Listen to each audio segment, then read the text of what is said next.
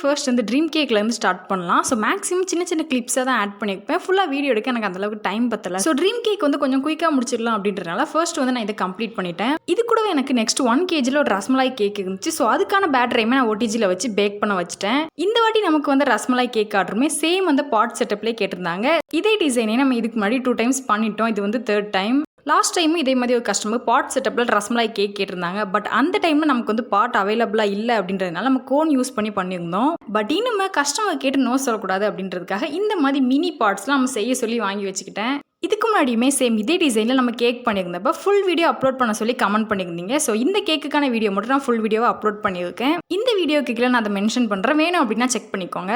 தென் final எனக்கு 2 kgல Spanish delight cake order இருந்துச்சு. இது ஃபுல் அண்ட் ஃபுல் கஸ்டமருக்கு சொல்லி கஸ்டமைஸாக செஞ்சது தான். இதுக்கான கண்டினியூவாக நான் நெக்ஸ்ட் வீடியோவில் அப்லோட் பண்ணுறேன். ஃபைனலாக 2 கேக்ஸ்க்குமே கஸ்டமர் சைடில் இருந்து நமக்கு நல்ல ஃபீட்பேக்ஸ் கிடச்சிருந்துச்சு.